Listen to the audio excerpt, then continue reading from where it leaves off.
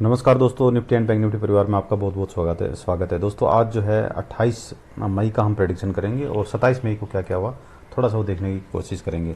और जो हमने कल जो इसमें बताया था वो आज काम किया या नहीं किया वो भी हम यहाँ पे जानने की कोशिश करेंगे। दोस्तों निफ्टी 50 आज 24 पॉइंट डाउन होकर के बंद हुई है।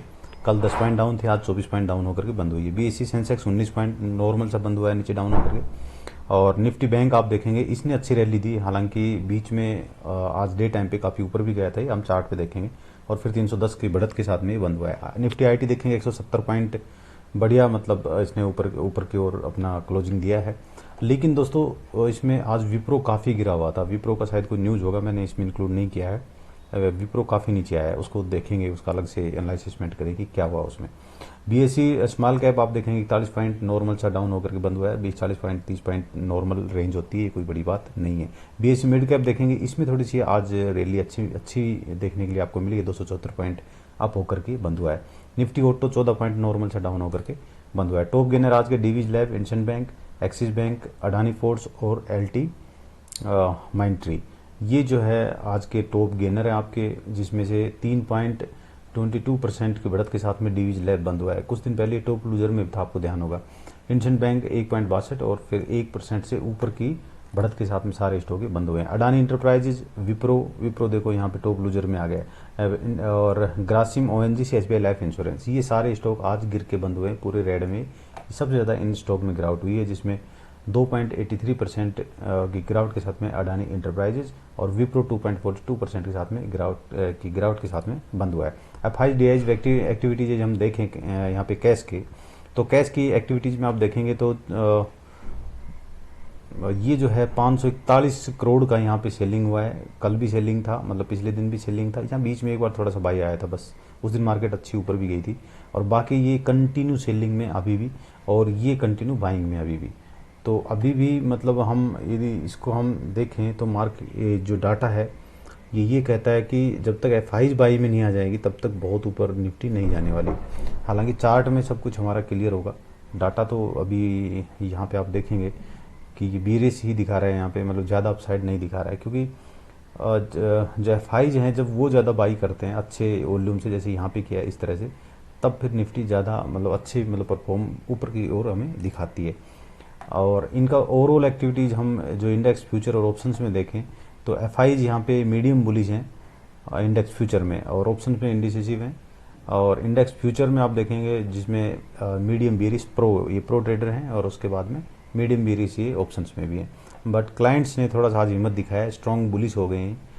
तो और इंडेक्स फ्यूचर में इंडिसिसिव है, तो ऑप्शन में बुलिश हुए हैं अभी, है ना। तो इसमें देखते हैं कि इन दोनों में ये स्ट्रॉन्ग बुलिश हो जाएं तो फिर, और ये जो है बीरिश हो जाए तो मार्केट नीचे आने के चांसेस रहते हैं, इतना आपको आइडिया होगा। और यदि ये दोनों यहाँ पे बीरिश हो जाएं, यदि क्लाइंट बीरिश हो जाएं और एफआईज यहाँ पे बुलिश हो जाएं तो मार्केट ऊपर जाने के चांसेस रहते हैं। हालांकि 100% सही नहीं रहता, बट इससे थोड़ा सा आइडिया में आ जाता है। अब हम चार्ट पे चलते हैं, 1 घंटे का चार्ट यहाँ पे हम लगाएंगे। यहाँ पे दोस्तों मैंने आपको बताया था कि ये जो है इसके ऊपर में यदि 1 घंटा ट्रेड करेगा तो जो है आप अप साइड की ट्रेड यहाँ पे ले सकते हैं। तो 1 घंटे की जो कैंडल है, ये वाली कैंडल है जो कि 23,067 पे यहाँ पे बंद हुई है, और हाई चिन्ह लगा है 111 का, तो मात्र 40-50 पॉइंट ये ऊपर में गया है। तो अब यहाँ पे एक रीजन है यहाँ पे रिजेक्शन का, ऐसे ही रिजेक्ट नहीं हो गया है। देखिए इसको मैं दिखाता हूँ क्यों रिजेक्ट यहाँ पे हुआ, ऊपर क्यों नहीं गया है। यहाँ पे हम वीकली का यहाँ पे चार्ट लगाएंगे तो बड़े टाइम फ्रेम पे देखो वोलेटिलिटी हाई है, तो बड़ा टाइम फ्रेम हमें सही जो है इन्फॉर्मेशन देगा। यहाँ पे ये जो बोलिंजर बैंड का ये जो लाइन है, मिडल लाइन, ये इसकी वजह से वीकली रेजिस्टेंस, देखो ये वीकली रेजिस्टेंस है। ये हमेशा आपका कभी भी जब आगे भविष्य में भी जब ये जैसे यहाँ नीचे आकर के भी जाता है तो ये भी तब भी ये रेजिस्टेंस का काम करेगा। यदि इसको इससे ऊपर निकलना है, मतलब ऊपर जाना है, तो इस तरह से देखो इसको, इसके बाहर में कैंडल क्लोज करते हुए चलना पड़ेगा इस तरह से। तो बहुत स्ट्रॉन्ग वॉल्यूम चाहिए मतलब यहाँ पे इसको तोड़ने के लिए, तभी ये ऊपर जा सकता है। तो ये रीजन रहा था कि 1 घंटे जो हमारा जो कल का, देखो ये जो बोलिंजर बैंड है वो डायनेमिक यहाँ पे सपोर्ट रेजिस्टेंस रहते हैं इसके, ये दिन में चेंज हो जाते हैं। अभी मैंने बताया है तो दिन में थोड़ा ऊपर चढ़ा, तो आपको ये लाइन खिसका करके ऊपर लानी चाहिए थी यहाँ पे, ठीक है। तो क्लोज वो नहीं दिया फिर भी 1 घंटे का, बट आप कल का यदि वीडियो देखेंगे तो आपको लगेगा क्लोज दे दिया है। लेकिन इतना आप अपना माइंड भी थोड़ा खुला रखना है ट्रेड करते समय, कोई इसमें ट्रेड लेते समय, कि और वीकली पे या मंथली पे कोई रेजिस्टेंस तो नहीं है यहाँ पे।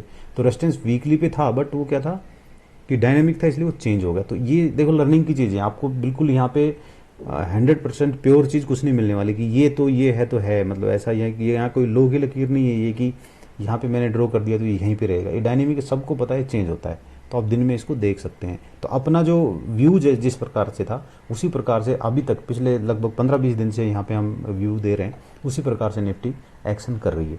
अब यहाँ पे हम चलते हैं मंथ के चार्ट पे, वहाँ पे देखते हैं उसमें मंथली चार्ट में क्या दिखा रहा है।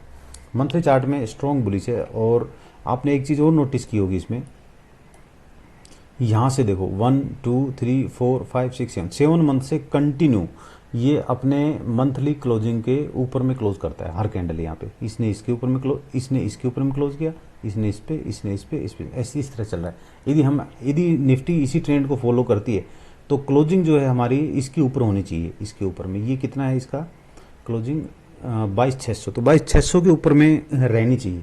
तो बाई चांस आप इसमें एंट्री बियर साइड भी लेते हैं तो आपको पता होना चाहिए कि यहाँ पे ये सपोर्ट यहाँ पे इसको मिलेगा और ये इसके ऊपर बंद करने की कोशिश करेगी। अब 2-3 दिन बचे हैं, देखते हैं उसमें क्या होता है। तो अभी का जो फिलहाल ओवरऑल यदि मैं व्यू इसका देखूं तो डेली टाइम फ्रेम पे हम देखेंगे, वहाँ से हमें क्लियर होगा। तो डेली टाइम फ्रेम पे भी ये जो सपोर्ट था ये ऊपर खिसका है, ये रेजिस्टेंस था, ये ऊपर में खिसका है। हालांकि यहाँ पे जो वीकली वाला जो मैं बता रहा था कि कैंडल इसके बाहर बंद करती हुई चलनी चाहिए, बट ये कैंडल अंदर में बंद कर गई है। यहाँ पे एक ने बाहर किया, दूसरा ही। तो देखो ऐसा आप स्टॉक में देखेंगे, जब इस प्रकार का सिनेरियो किसी स्टॉक में होता है तो ये एक पैटर्न बनता है कि स्ट्रॉन्ग बुलिश कैंडल के साथ में बाहर बंद किया, फिर नीचे आया। तो ये क्या करता है, इस रेंज में घूमते रहेगा, ये इस रेंज में घूमेगा कुछ दिन, ठीक है, इस रेंज में, इस कैंडल के 1/3 तक, यहाँ तक तकरीबन यहाँ तक ये घूमेगा और उसके बाद फिर ब्लास्ट करके ऊपर की ओर ये निकलता है। अक्सर ऐसा स्टॉक में आप देखना, आपको ऐसे काफ़ी सारे जो है स्टॉक मिलेंगे जिन पे जो स्ट्रॉन्ग बुलिश होकर के एकदम ऊपर कैंडल क्लोज की है, वीकली पे भी इस तरह से और मंथली पे भी, और फिर वो जो है थोड़े दिन वो स्टॉक रुकता है, कंसोलिडेशन मोड में आता है और फिर ऊपर भागता है। तो उस पैटर्न को ये फॉलो कर रहा है। यदि ये नीचे आता है, नीचे आएगा, देखो अब ये सपोर्ट जो है हमारा ये ऊपर चला जाएगा, यहाँ पे ये सपोर्ट का काम करेगा। अभी ये आएगा, यहाँ सपोर्ट का काम करेगा, उसके बाद में आगे का एक्शन फिर देखते हैं क्या होता है। ये जो था हमारा वीकली सपोर्ट था यहाँ पे, तो इसको आप नोट करके रखना। देखिए ये अभी डेली और वीकली के जो बड़े टाइम फ्रेम के सपोर्ट है वो काम इसलिए करेंगे क्योंकि विक्स हाई है, वोलेटिलिटी ज़्यादा है।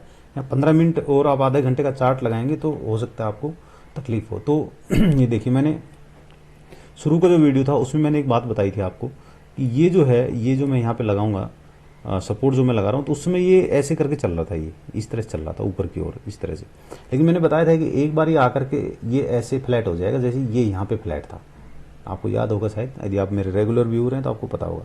तो अब मैं इसको यहाँ रखूंगा, देखो एकदम बिल्कुल वहीं पे है, लेकिन ये अब ये यहाँ पे इसने एक रेंज बना ली नीचे की ओर। अब यदि ऊपर भी इस तरह से फ्लैट हो गया तो आप सोच लेना कि यहाँ पे मैक्सिमम चांस है कि एक बार यहाँ पे आए। तो ये तो लेवल काफ़ी नीचे है, हालांकि यहाँ से तकरीबन आप देखेंगे 1500 पॉइंट नीचे में लेवल है, बट फिर भी चांसेस हैं यदि ये इस तरह से रेंज बनाता है तो देखते हैं। अभी तो चुनाव के बाद ही कुछ हो पाएगा, चुनाव तक तो वोलेटिलिटी बहुत हाई रहेगी। ये मैंने पहले अपना जो ग्रुप है, जो पेड ग्रुप है, मैंने उसमें भी इन्फॉर्मेशन दे दी थी कि वोलेटिलिटी हाई रहने वाली है और विक्स काफ़ी बढ़ेगी, ये बता दिया था। ये एक्सपीरियंस है और कुछ नहीं है इसमें। अगली बार जब चुनाव होगा तो आप भी बता देंगे यदि आप थोड़ा सा ध्यान देते हैं तो यही था इसमें। बाकी हम देखते हैं बैंक निफ्टी का कि बैंक निफ्टी में हम क्या कर सकते हैं। एग्रेसिवली दोस्तों एंट्री मत लीजिए। आप एंट्री ले रहे हैं कहीं भी, चाहे वो निफ्टी में है, चाहे बैंक निफ्टी में, ऑप्शंस में है, फ्यूचर में है, आपको पता होना चाहिए कि आप ये एंट्री क्यों ले रहे हैं। अंधाधुंध एंट्री किसी के कहने पे, टीवी में देख करके, कोई टिप्स पे, ये सब चीज़ें मत कीजिए, अदरवाइज आपको नुकसान उठाना पड़ेगा। ये देखिए यहाँ पे मैं आपको पहले ही ये भी 2-3 दिन पहले से ही मैं कह रहा था कि भाई निफ्टी जैसे ही इसके बोलिंजर बैंड के डे टाइम फ्रेम के ऊपर में बंद करेगा तो यहाँ तक जाने के इसके चांस रहेंगे। तो डायनेमिक रेजिस्टेंस था, ये थोड़ा पहले यहाँ था, तो अब ये यहाँ चला गया। तो आप देख रहे हैं एग्जैक्ट वहीं पे इसने टच किया, ये देखिए यहाँ पे, ठीक है, ये ऊपर खिसक गया, यहाँ टच किया और यहाँ से नीचे आ गया। तो इससे ऊपर जाने के चांसेस थे, तो यहाँ एंट्री हमारी 1 घंटे बन गई थी, ठीक है, 48,500 पे, और ये 49,600 पे। तो यहाँ पे तकरीबन आपको 1000 पॉइंट का यहाँ पे रैली देखने के लिए मिला है। तो इस तरह से आपको एनालिसिसमेंट करके काम करना होगा। आप हवा में काम नहीं कर सकते हैं कि कहीं भी एंट्री ले लेंगे, आप इस तरह से नहीं। आपको पता होना चाहिए कि यहाँ क्या क्या हो सकता है मेरे साथ। यदि मैं यहाँ एंट्री ले रहा हूँ तो मेरा स्टॉप लॉस कहाँ होगा, इसके नीचे स्टॉप लॉस में रखूँगा। है ना, या फिर ये सपोर्ट है, इसको तोड़े नीचे में, बड़ा सपोर्ट है। तो बैंक निफ्टी में फिलहाल ये नीचे की ओर आने की कोशिश कर रही है अभी, तो इसमें भी देखिए 2-4 दिन ट्रेड मत कीजिए। इसका यहाँ पे व्यू यदि मैं देखूँ तो यहाँ पे टच किया है तो थोड़ा सा यहाँ रुकेगा, उसके बाद में फिर से ऊपर जाना चाहिए, या फिर इस लाइन के ऊपर में सपोर्ट लेना चाहिए। लाइन ऊपर खिसक जाएगी तो ये निफ्टी यहीं ट्रेड करती रहेगी, बैंक निफ्टी, और ये लाइन ऊपर की ओर खिसक जाएगी। ऐसा कुछ हो सकता है, ऐसा सीन इसमें लग रहा है। अभी डायरेक्शन एकदम बिल्कुल मैं क्लियर नहीं कह सकता, बीच में कुछ चीज़ें हुई थी वो मैंने आपको बता दी थी कि यहाँ पे इस तरह से होगा तो ये हो जाएगा। अब चूंकि यहाँ पे है तो थोड़ा नीचे आना चाहिए एक बार, क्योंकि रेजिस्टेंस यहाँ पे लिया है। हम यहाँ पे मंथली चार्ट लगाते हैं, एक बार मंथली चार्ट में कुछ दिखाई देता है या नहीं देता, देखते हैं।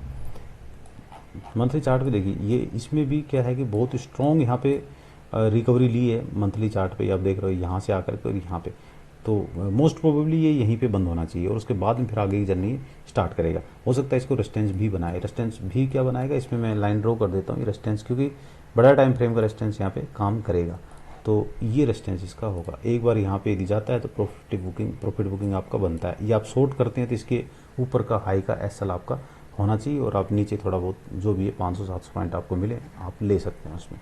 तो ये निफ्टी बैंक निफ्टी दोनों का एनालिसिस था, आप इसको देख करके अपना आगे का प्लानिंग कर सकते हैं। आज के लिए इतना ही, थैंक यू।